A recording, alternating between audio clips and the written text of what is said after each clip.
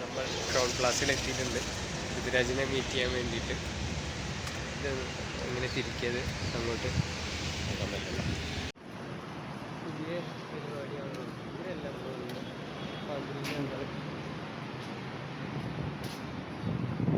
ഇന്നലെ ഞാൻ സംസാരിച്ചിരുന്നത് എന്തുകൊണ്ടാണ് ഞാൻ പൃഥ്വിരാജ് കുമാരൻ എന്നുള്ള ഡയറക്ടറെ അപ്രോച്ച് ചെയ്യുന്നത്, അതിൻ്റെ കാരണങ്ങൾ എന്തൊക്കെയാണ് എന്നുള്ളതാണ്. അത് സജേഷ് ചേട്ടനോട് ഇന്നലെ ലേറ്റ് നൈറ്റ് ആയിട്ടും ഞങ്ങൾ ഇരുന്ന് ആ കാര്യങ്ങൾ സംസാരിച്ചു.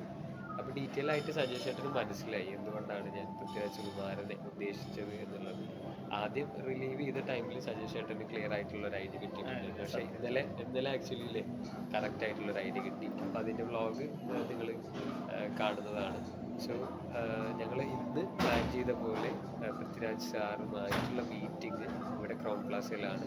സോ അദ്ദേഹം 2 മണിയാവുന്നതോടെ ഇവിടെ എത്തുന്നതാണ് പറഞ്ഞിട്ടുള്ളത്. സോ ഞങ്ങൾ വെയിറ്റ് ചെയ്യാണ്. ഇപ്പോൾ ഏകദേശം ഒരു 1 o'clock ആയിട്ടുണ്ട്. ഞങ്ങൾ ഫുഡ് ഓർഡർ ചെയ്തിട്ട് ഇവിടെ വെയിറ്റ് ചെയ്യാണ്. സോ നെക്സ്റ്റ് സ്റ്റെപ്പ് നിങ്ങൾക്ക് കാണാവുന്നതാണ്. ഓക്കെ ചേട്ടാ, അപ്പോൾ ഞാൻ ഇന്നലെ വ്ളോഗിൽ ഈ കാര്യമാണ് പറഞ്ഞത്. അതായത് എൻ്റെ മനസ്സിൽ എന്തുകൊണ്ടാണ് പൃഥ്വിരാജ് കുമാരൻ എന്ന ഡയറക്ടർക്ക് ഞാൻ എൻ്റെ ഈ കഥ സമീപിക്കണം. അപ്പം അതിൻ്റെ കാരണങ്ങൾ ഒരു സംശയം ശരിക്കും എനിക്കും ഉണ്ടായിരുന്നു. പെട്ടെന്നാണ് നമ്മൾ വേറൊരാളിനെ ചൂസ് ചെയ്തിരുന്നത്, പെട്ടെന്ന് ഒരു ചേഞ്ച് ആയി. പക്ഷെ അത് കുഴപ്പമില്ല, ചേഞ്ച് ആവും. പക്ഷെ എനിക്കുണ്ടായിരുന്ന എന്താണ് അവൻ അങ്ങനെ എന്താണ് ആ കാരണം. ഇപ്പം ഞാനിന്നലെ വ്ളോഗിൽ പറഞ്ഞു, ഏതൊരു റൈറ്റർക്കും ഒരു കൃത്യമായിട്ടുള്ള ഒരു കൺവിൻസിങ് ആയിട്ടുള്ള ഒരു ആൻസർ ഉണ്ടാവണം. ഞാൻ ഇന്ന ഡയറക്ടറെയാണ് സമീപിക്കുന്നത്, എന്തുകൊണ്ടാണ് എന്നുള്ള റീസൺസ് ഉണ്ടാവണം. അപ്പോൾ അതിൽ എനിക്ക് രാജുവേട്ടൻ്റെ സൈഡിൽ നിന്നും ഞാൻ കളക്ട് ചെയ്ത കുറച്ച് കാര്യങ്ങൾ, ആ ഒരു ക്രൈറ്റീരിയയിലേക്ക് കളക്ട് ചെയ്ത കാര്യങ്ങളാണ് ഞാൻ ഇപ്പോൾ സജേഷ് ചേട്ടനോട് ഷെയർ ചെയ്യുന്നത്. എന്തുകൊണ്ടാണ് ഞാൻ ഇന്നത്തെ എൻ്റെ മനസ്സിൽ വന്നത് ഇത് ഡയറക്റ്റ് ചെയ്യാൻ എന്നുള്ളത്.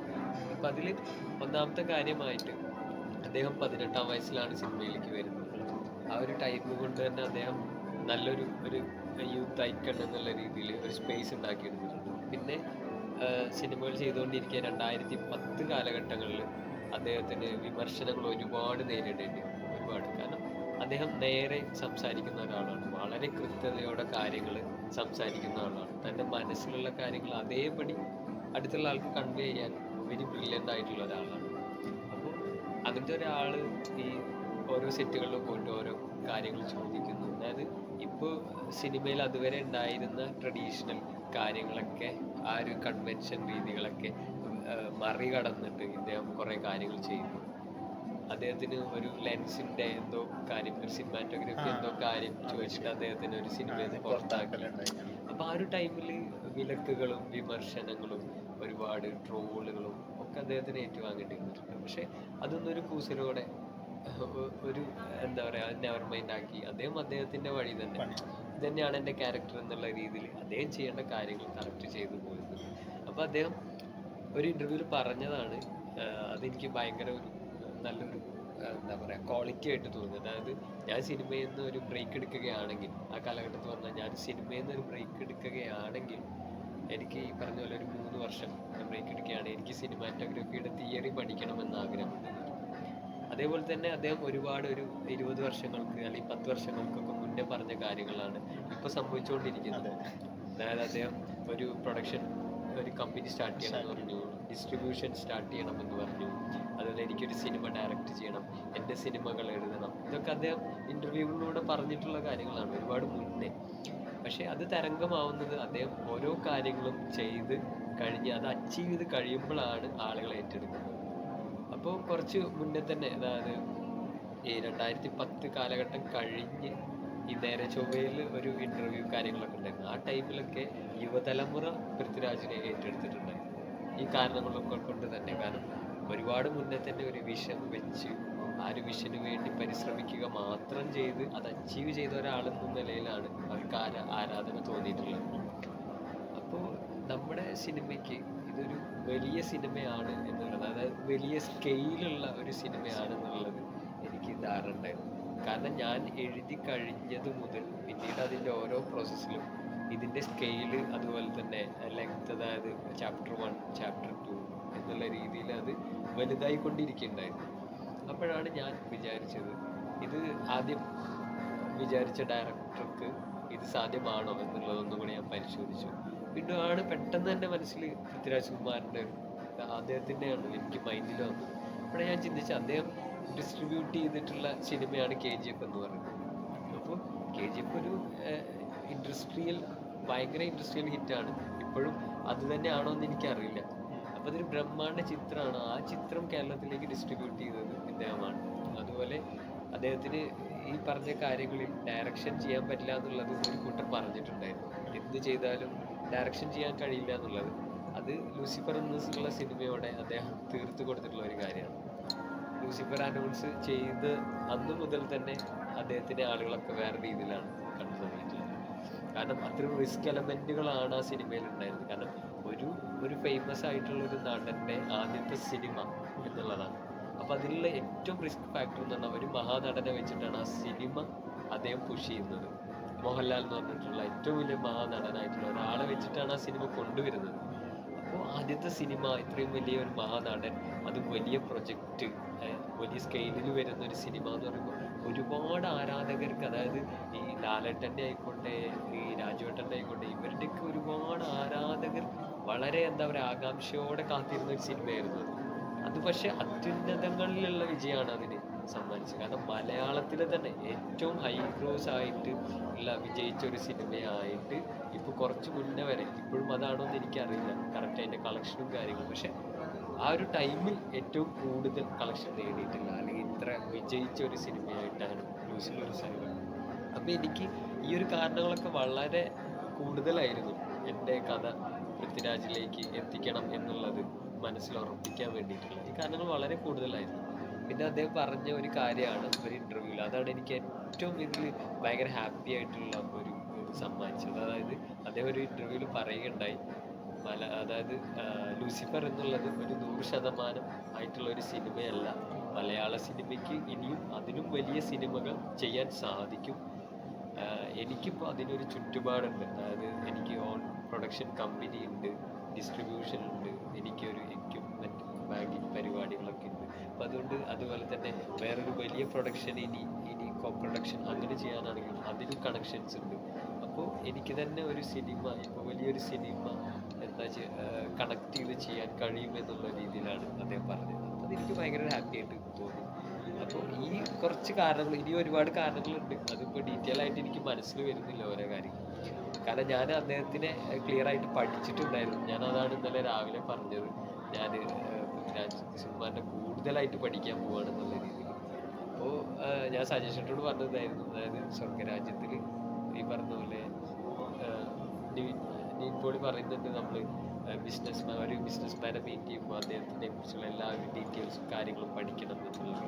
ഞാനും എൻ്റെ മനസ്സിൽ തോന്നി, എനിക്ക് അപ്പം തോന്നിയ കാരണങ്ങൾ വെച്ച് ഓക്കെ ഇതാണെന്ന് അറിഞ്ഞെങ്കിലും ഞാൻ കൂടുതൽ അദ്ദേഹത്തിനെ കുറിച്ച് ഇന്നലെ പഠിച്ചിട്ടാണ് ഒരുപാട് കാര്യങ്ങൾ അതിലേക്ക് കളക്ട് ചെയ്ത് വെച്ചു. സോ അത് ഇപ്പോൾ എനിക്ക് ഓർത്തെടുക്കാൻ പറ്റുന്നില്ല കുറേ കാര്യങ്ങൾ.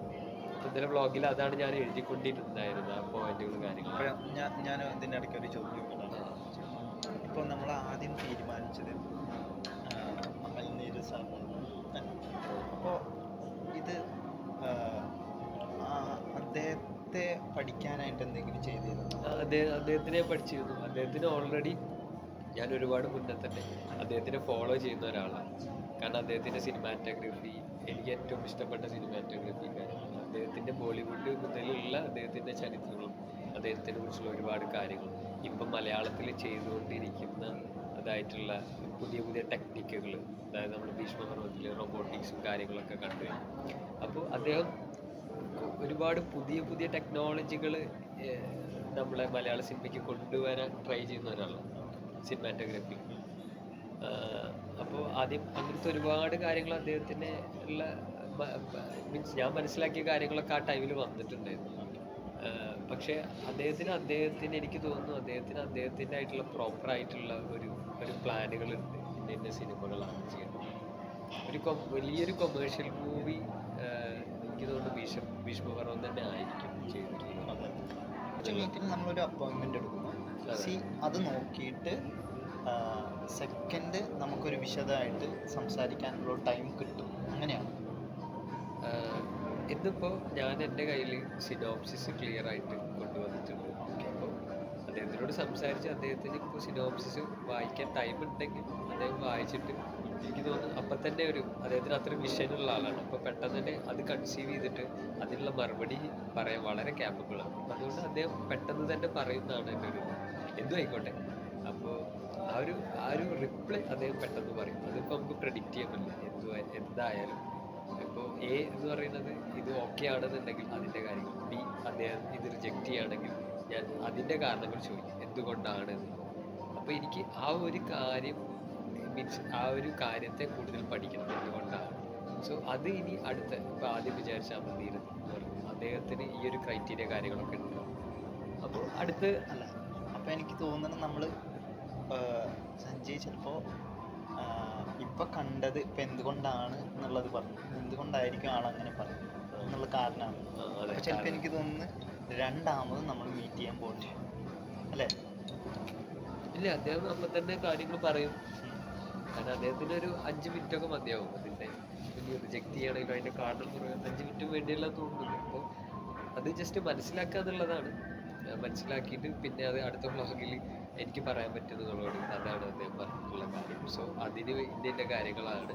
അപ്പോൾ നമുക്കതിൽ എന്താ ചെയ്യാൻ പറ്റുക എന്നിട്ട് അടുത്തത് ഈ പറഞ്ഞ പോലെ അവതീരത്തിന് തന്നെയാണ് അടുത്ത മീറ്റ് ചെയ്യാൻ പോകുന്നത്. അപ്പോൾ അദ്ദേഹത്തിനെ അപ്രോച്ച് ചെയ്തിട്ട് അദ്ദേഹത്തിൻ്റെ ഇത് കേൾക്കണം. കാരണം ഇവരൊക്കെ ഇൻഡിവിജ്വൽ ആയിട്ടുള്ള ആളുകളാണ്. ഇപ്പം ഞാനൊരു ഇൻഡിവിജ്വൽ ആയിട്ടുള്ള ഒരാളാണ്. നമുക്ക് ഇൻഡിവിജ്വൽ ആയിട്ടുള്ള സ്പേസുകളുണ്ട്. ഒരിക്കലും നിങ്ങൾ ഒരാർട്ട് എന്തും ആയിക്കോട്ടെ നമ്മൾ ചെയ്തു വെച്ചിട്ട് അടുത്തൊരാൾക്ക് ഇത് കൊടുക്കണം. അങ്ങനെയാണ് സിനിമ. നമ്മളൊരു ആർട്ട് കഴിഞ്ഞു, ഇപ്പോൾ ഒരു സ്ക്രിപ്റ്റ് കഴിഞ്ഞു, അതൊരു ഡയറക്ടറെ ഏൽപ്പിക്കണം. ആ ഡയറക്ടർ പിന്നെ ആക്ടേഴ്സിന് ഈ സ്ക്രിപ്റ്റ് കാര്യങ്ങളൊക്കെ ഏൽപ്പിച്ച് അവർക്കുള്ള പരിപാടികൾ ചെയ്യണം. മ്യൂസിക്കിന് വേറെ. അപ്പോൾ എല്ലാതും ഇൻഡിവിജ്വൽ ആയിട്ടുള്ള സ്പേസുകൾ തന്നെയാണ്. അപ്പോൾ അവരാണ് അത് പറയുന്നത്. അപ്പോൾ നമ്മളെ കാര്യം ചെയ്യുക എന്നുള്ളതേ ഉള്ളൂ. അപ്പം ഞങ്ങൾ ഇവിടെ വരെ എത്തിയതിനുള്ള ഞങ്ങളുടെ കാര്യങ്ങൾ വ്യക്തമായിട്ട് ചെയ്ത് തീർത്തിട്ടാണ് ഞങ്ങൾ ഇവിടെ ഇരിക്കുന്നത്. സോ അപ്പോൾ ഇനി അവരുടെ ഒരു പെർസ്പെക്റ്റീവ് പറയട്ടെ. അപ്പം അതിനനുസരിച്ച് വേണം നമുക്ക് മുന്നോട്ട് പോകാൻ. എന്തായാലും ഇത് സിനിമയാവുന്നത് വരെ ഇതിൻ്റെ ഒരു യാത്ര തുടർന്നുകൊണ്ടേയിരിക്കും എന്നുള്ളതാണ്. സിനിമയാവുന്നത് വരെ. ഇനി സിനിമയായില്ല, അതായത് നമ്മൾ മലയാളത്തിൽ മാത്രമല്ല ഇത് ഉദ്ദേശിക്കുന്നത്. കാരണം ഇതൊരു പാൻ ഇന്ത്യൻ എന്നുള്ള രീതിയിൽ പുറത്തും ഒക്കെ സാധ്യതയുള്ള ഒരു കഥയാണ്. സോ അപ്പോൾ ഇപ്പോൾ കോളിവുഡ് ആണെങ്കിൽ കോളിവുഡിൽ നമ്മൾ ശ്രമിക്കും. ഇതുപോലെ തന്നെയുള്ള ശ്രമങ്ങളാണ് നമ്മൾ. പിന്നെ അതുപോലെ ടോളിവുഡിൽ ശ്രമിക്കും, സാൻഡൽവുഡിൽ ശ്രമിക്കും. അപ്പോൾ ആ ഒരു ശ്രമങ്ങളൊക്കെ കഴിഞ്ഞ് പര്യവസാനത്തിൽ ഇത് ഈ പറഞ്ഞ പോലെ സിനിമയാവുന്നില്ല എന്നാണെങ്കിൽ അത് കുറേ വ്ളോഗ് കഴിഞ്ഞിട്ട് പറയാനിരിക്കുന്ന കാര്യമായിരുന്നു. എന്തായാലും ഇപ്പോൾ പറയാമത് എന്താണെന്ന് വെച്ച് കഴിഞ്ഞാൽ പര്യവസാനത്തിൽ ഇത് സിനിമയാവുന്നില്ല എന്നാണെങ്കിൽ ഒരു റൈറ്റർ, ഒരു എഴുത്തുകാരൻ എന്ന നിലയ്ക്ക് എനിക്ക് സന്തോഷം നൽകുന്ന കാര്യം ഈ ഒരു കഥ ആളുകളിലേക്ക്, ജനത്തിൻ്റെ മനസ്സിലേക്ക് എത്തുക എന്നുള്ളത്. അതിനൊരു മീഡിയ ആണ് സിനിമ എന്ന് പറയുന്നത്. അതൊരു എക്സ്ട്രീം മീഡിയ ആണ്. നമുക്ക് ഒരുപാട് സാധ്യതകളുള്ള മീഡിയ ആണ്. ഒരു എക്സ്പീരിയൻസ് ഒരു മീഡിയ ആണ്. പക്ഷേ അത്രത്തോളം ഇല്ലെങ്കിലും ബുക്കിന് അതിൻ്റേതായിട്ടുള്ള ഇമ്പാക്റ്റുകളുണ്ട്. അപ്പോൾ ഞാനതൊരു ബുക്കാക്കാൻ വേണ്ടിയിട്ട് ശ്രമിക്കും. ഓൾറെഡി അങ്ങനത്തെ ഒരു 2 പബ്ലിക്കേഷൻസ് നമ്മളെ കോണ്ടാക്ട് ചെയ്തിട്ടുണ്ട് ഓൾറെഡി. അപ്പോൾ അവരോട് ഇപ്പോൾ ഞാൻ പറഞ്ഞത് ഇതൊരു സിനിമയ്ക്ക് വേണ്ടിയിട്ടുള്ള ഒരു യാത്രയാണ്. ട്രൈ ചെയ്ത് നോക്കുകയാണ്. ഇനി ആ ഒരു സ്റ്റേജിൽ ഒന്നും നടന്നിട്ടില്ല എന്നാണെങ്കിൽ നിങ്ങളെ കോണ്ടാക്ട് ചെയ്യാം എന്നുള്ളതാണ് പറഞ്ഞിട്ടുള്ളത്. അപ്പോൾ അതിൻ്റെ കാര്യത്തിലും ഞാൻ ഹാപ്പിയാണ്. എല്ലാ രീതിയിലുള്ള പരിപാടികൾ നടന്നിട്ടുണ്ട്. ഇപ്പോൾ ഈ വ്ളോഗിൻ്റെ കാര്യത്തിലും നമ്മൾ ഹാപ്പിയാണ്. സോ എന്ത് നടന്നു കഴിഞ്ഞാലും നമ്മൾ നല്ലത് മാത്രമാണ് പ്രതീക്ഷിക്കുന്നത്. അതെ, ആ ഒരു രീതിയിൽ തന്നെയാണ് പോകുന്നത്. പല രീതിയിലുള്ള നെഗറ്റീവ് കാര്യങ്ങളുണ്ട്. പക്ഷെ നമ്മളത് നമ്മൾ ചെയ്യുന്ന കാര്യം നമ്മൾ ചെയ്യുക എന്നുള്ളതേ ഉള്ളൂ. ഞാൻ ഇതുവരെ ചോദിക്കാത്തൊരു ചോദ്യമാണ് ചോദിക്കാൻ ആഗ്രഹിക്കുന്നത്. അതായത് നമ്മൾ വീട്ടിൽ ഇരുന്ന് ഭക്ഷണം കഴിക്കുന്നു, അങ്ങനെ തമാശകളൊക്കെ പറഞ്ഞു പോകും. അതിൻ്റെ ഇടയിൽ നീ എഴുതുന്നുണ്ട് പല രീതിയിലായിട്ട്. അപ്പോൾ ഏതൊരു പോയിന്റിലാണ് ഇങ്ങനത്തെ ഒരു പ്ലോട്ട് എഴുതാം, അതിൽ ഇന്ന ആക്ടേഴ്സ് വരുന്നു, ഇങ്ങനത്തെ ഒരു സംഭവം എഴുതി തുടങ്ങുന്നത് എവിടുന്ന് മുതലാണ്? എന്താണ് അതിൻ്റെ ഒരു പിച്ചിങ്, ഒരു സ്റ്റാർട്ടിങ് പോയിന്റ്? സ്റ്റാർട്ടിങ് പോയിന്റ് എന്ന് പറഞ്ഞു കഴിഞ്ഞാൽ എനിക്ക് പെട്ടെന്നൊരു തോട്ട് വരില്ല. പൊതുവിലും എല്ലാ കഥകളും പ്ലോട്ടുകളൊക്കെ എനിക്ക് അങ്ങനെ സ്പോണ്ടേനിയസ് ആയിട്ട് ഇന്ന സമയം എന്നൊന്നുമില്ല, പല രീതിയിലും അത് സംഭവിക്കും. അപ്പം അതുകൊണ്ട് ഞാൻ അധികം ക്യാരി ചെയ്യാൻ മൊബൈലോ, അല്ലെങ്കിൽ ഇപ്പോഴാണ് ടാബ് വന്നത്, അപ്പോൾ ടാബിൽ എഴുതാൻ പറ്റാത്ത അവസ്ഥയാണെങ്കിൽ ഞാൻ മൊബൈലിൽ പെട്ടെന്ന് ഉപയോഗിക്കും. അല്ലെങ്കിൽ മൈൻഡിൽ ഉണ്ടാവും, അത് കംഫർട്ടായിട്ടുള്ള സ്പേസിൽ എത്തിയിട്ട് എഴുതി വെക്കുക, കോപ്പിറൈറ്റ് ചെയ്യുക എന്നുള്ളതാണ്. ഒരു പ്രൈമറി കോപ്പിറൈറ്റ് ഉണ്ടാവും.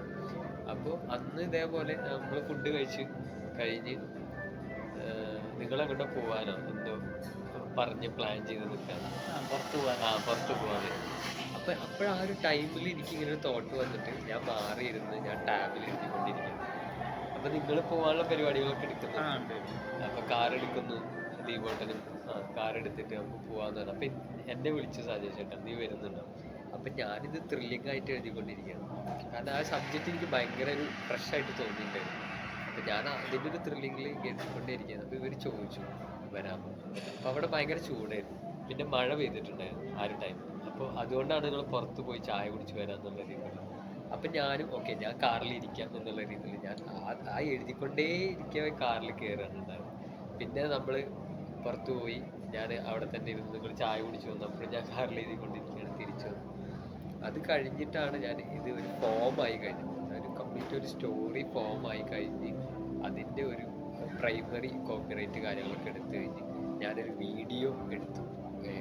അപ്പോൾ പിന്നീട് ഒരു ഓഡിയോ കൂടെ വേണം കോപ്പിറൈറ്റിന് എന്നുള്ള, കാരണം അത്രയും സ്ട്രോങ് ആയിട്ടുള്ള ഒരു കഥയാണ്. അപ്പോൾ അത് മിസ്സാവും, ഒരിക്കലും ഒരു രീതിയിലും മിസ്സാവാൻ പാടില്ല എന്നുള്ളൊരു ഇതുകൊണ്ട് ഞാൻ ഓഡിയോ എന്നെടുക്കും. അപ്പോൾ ഇവരോട് പറയാമെന്നുള്ളതിൽ ഞാൻ മുകളിൽ പോയി. അപ്പോൾ റൂമിൽ ദീപോട്ടനും സജേഷ് ചേട്ടനും ഉണ്ടായിരുന്നു, കിടക്കാനുള്ള തയ്യാറെടുപ്പിലായിരുന്നു. അപ്പോൾ ഞാൻ സജേഷ് ചേട്ടനോട് പറഞ്ഞു, ഇങ്ങനെ പറഞ്ഞു ദീപോട്ടനോട്, അപ്പോൾ ഞാനിങ്ങനെ ഒരു കഥ ഇപ്പോൾ എഴുതിയിട്ടുണ്ട്. പൊതുവിൽ ഞാനിങ്ങനെ എഴുതിയ കഥകളൊക്കെ ഇവരോട് ഷെയർ ചെയ്യാറുണ്ട്, റെക്കോർഡ് ചെയ്യാറുണ്ട്. അപ്പോൾ അതിൻ്റെ ബേസിൽ ഞാനിങ്ങനെ ഒരു കഥ ഇപ്പോൾ എഴുതി കഴിഞ്ഞിട്ടുണ്ട്. അപ്പം എനിക്കത് റെക്കോർഡ് ചെയ്തിട്ട് ഇങ്ങനെ റെക്കോർഡ് ചെയ്യണം. അപ്പോൾ അതുകൊണ്ട് ഞാൻ കഥ പറയുന്നുണ്ട്. അങ്ങനെയാണ് ഞാൻ കഥ പറയുന്നത്. അപ്പം ഇനി ബാക്കി സാധിച്ചിട്ടുണ്ട്. കഥ പറയുന്ന മൊമെന്റ് ഭയങ്കര രസമുള്ളൊരു സംഭവമായിരുന്നു കേട്ടോ. അതായത് അവൻ വരുന്നു, ദിവട്ട സജിഷേട്ടാ ഞാൻ ഇന്നൊരു സ്റ്റോറി പറയാം, ഇത് റെക്കോർഡിംഗ് ആണെന്ന് പറഞ്ഞ് അവൻ റെക്കോർഡ് ചെയ്യുന്നു, ടാബിൽ റെക്കോർഡ് ചെയ്യുന്നത്, ഓഡിയോ ആണ് റെക്കോർഡ് ചെയ്യുന്നത്. കഥ ഞാൻ പറയായിരുന്നു, എഴുതിയതല്ല പറഞ്ഞത്. വിത്ത് ആക്ഷനിലാണ് കഥ പറയുന്നത് കേട്ടോ. അതായത് നിന്ന് നമ്മൾ ഇങ്ങനെ കഥ പറയില്ലേ, ഇങ്ങനെ ഇങ്ങനെ ഇങ്ങനെ എന്നൊക്കെ പറഞ്ഞിട്ട് അങ്ങനത്തെ ഒരു എക്സൈറ്റ്മെന്റ് ഒരു പീക്കിൽ നിന്നിട്ടായിരുന്നു അത് പറയുന്നത്. അതേ സാധനം നമുക്ക് കിട്ടിയെന്നുള്ളതാണ്. ഈവൻ എൻ്റെ ഒരു അത് സജേഷ് ചേട്ടൻ ആദ്യം പറഞ്ഞ കാര്യം എനിക്ക് ഭയങ്കര ഒരു നല്ല മൊമെന്റ് ആയിട്ടുണ്ട് ലൈഫിലാണ്. അതായത് കഥ കേട്ടിട്ട് അത്രയും ഓരോ മൊമെന്റിലും എക്സൈറ്റഡ് ആണ്. ആ ടൈമിൽ ലാസ്റ്റ് കഥ കഴിഞ്ഞ് എന്നെ ഭയങ്കരമായിട്ട് കെട്ടിപ്പിടിച്ചിട്ട് വന്നു, നമുക്കിത് മമ്മൂക്കയിലേക്ക് വേണം, മമ്മൂക്കയിലേക്ക് തന്നെ എത്തിക്കണം എന്ന് പറഞ്ഞു. അതായത് മമ്മൂക്ക വേണം ഇത് ആദ്യമായിട്ട് കേൾക്കണം എന്നുള്ളതാണ് പറഞ്ഞത്. അതിപ്പോഴാണ് ഞാൻ റിലീവ് ചെയ്യണത്, ഇതുവരെ ഞങ്ങളത് പറഞ്ഞിട്ടില്ല. അപ്പൊ സജേഷ് ചേട്ടനാണ് എന്നോട് കഥ കേട്ട് പറഞ്ഞത് നമുക്കിത് മമ്മൂക്ക എനിക്ക് നേരിട്ട് എത്തിക്കണം. അപ്പം അതിൻ്റെ കുറച്ച് കാര്യങ്ങൾ നമ്മൾ സംസാരിച്ചിട്ടുണ്ടായിരുന്നു. പിന്നെയാണ് ഇത് ഇങ്ങനെ ഒരു ഡയറക്ടർ വേണം എന്നുള്ള രീതിയിൽ പ്ലാൻ ചെയ്തത്. അതിൻ്റെ ഇടയിൽ കുറേ ചർച്ചകൾ വന്നിട്ടുണ്ട്. അതായത് ഇതാരാ ഡയറക്റ്റ് ചെയ്യുക, ഇതിപ്പോൾ നമ്മൾ ഡയറക്റ്റ് ചെയ്തപ്പോൾ ഇതൊക്കെ നടക്കും. അപ്പോഴും ഇത് അവൻ പറഞ്ഞ് അതാണ് സ്റ്റോറി തുടങ്ങുമ്പോഴേ അവൻ പറയുന്നുണ്ട്, ഇത് എനിക്ക് ഡയറക്റ്റ് ചെയ്യാനല്ല, ഇതെനിക്ക് ഡയറക്റ്റ് ചെയ്യാൻ കഴിയില്ല എന്നുള്ളതാണ് എനിക്കല്ല, എനിക്ക് അങ്ങനൊരു അതിപ്പോൾ കഴിയില്ല എന്നുള്ള രീതിയിൽ തീർത്തും പറഞ്ഞുകൊണ്ടാണ് ഇത് ഓണാക്കുന്നത്. പിന്നെ ആൾക്കും അങ്ങനെ ഡയറക്റ്റ് ചെയ്യണം എന്നുള്ളൊരു ത്വര അല്ലെങ്കിൽ ഭയങ്കരമായിട്ടുള്ളൊരു മൂഡ് അങ്ങനൊന്നുമില്ല. നമുക്ക് എഴുത്ത് എന്നുള്ളതാണ് നല്ലൊരു സുഖം അല്ലേ?